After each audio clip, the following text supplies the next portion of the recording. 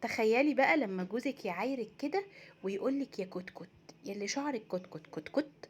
ايه كتكت دي؟ لما شعرك ما يكونش ناعم وفي شوية خشونة كده وجوزك يعايرك، ده اسمه كلام؟ انا مش هسيبك ابدا. تعالي اعلمكم وصفة النهاردة هتفرد معاكي شعرك وهتخليه حرير. انتظمي بس عليها وسمي معايا بالرحمن وتعالوا نصلي على الرسول، واقول لكم وصفتنا النهاردة عبارة عن ايه. سهلة وبسيطة جدا، هتخلصي الفيديو ده بس كمليه للاخر ودعميني بقلوب كتير وكومنتات حلوة. ويلا بينا نبدأ. اول حاجة هنجيبها هي معلقة كبيرة من النشا، نشا الذرة، تحفة يا بنات للشعر عن تجربة حقيقي شخصية، بينعم الشعر من اول مرة. وهنحط عليهم بقى اختراع اللي هو الكركم، حوالي نص معلقة صغيرة من الكركم، هتقلبيهم مع بعض كويس جدا.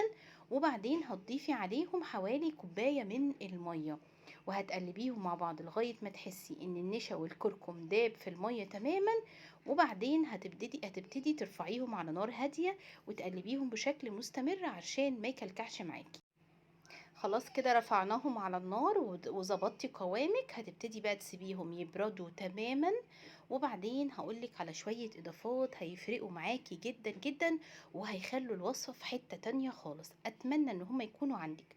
لو معرفتيش توفريهم مفيش مشكلة، اكتفي بالوصفة كده وبس مع معلقة من العسل وزيت جوز الهند. ايه بقى الاضافات اللي انا هقولك عليها؟ اول حاجة كبسولة من فيتامين اي، معلقة من زيت السمسم، تحفة يا بنات للشعر رهيب. لو ما عندكيش زيت سمسم وعندك معلقة طحينة حطي. الطحينة للشعر حاجة اختراع، ما هي كلها سمسم. كمان هتضيفي عليها معلقة من الروزماري، زيت الروزماري مش الروزماري نفسه، لا الزيت بتاع الروزماري ده بتجيبيه من عند اي عطار نضيف. وقلبيهم بقى مع بعض كويس جدا. معلقة من زيت جوز الهند، هتقلبيهم بقى يبقى زيت روزماري، زيت السمسم، وكمان زيت جوز الهند مع كبسولة من فيتامين اي. وقلبيهم بقى وهتبتدي تطبقي الوصفة التحفة دي، حمام كريم طبيعي لشعرك من غير اي اضافات تانية خالص، ولا حمامات كريم غالية بنجيبها ولا براندات ولا الكلام ده.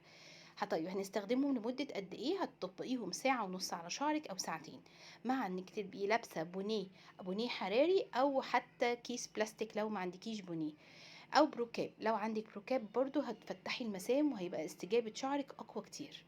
وهتسيبيهم زي ما قلتلك ساعتين، وهتكرري الوصفة دي لو شعرك شديد الجفاف وكمان شعرك خشن جدا وفيه تعريجة قوية 3 مرات في الاسبوع. لو شعرك فيه تعريجة وخفيفة خالص هي مرتين في الاسبوع كويس قوي، وهيشيلك التقصف والهيشان كمان. كانت وصفتي النهارده، اتمنى تكون عجبتكم ويا رب تدعموني، انا بحب دعمكم جدا، بحب كومنتاتكم جدا، محتاجه قلوب كتير كتير منكم. اشوفكم في فيديو جديد، وصفه جديده. هتوحشوني كتير. مع السلامه، باي باي.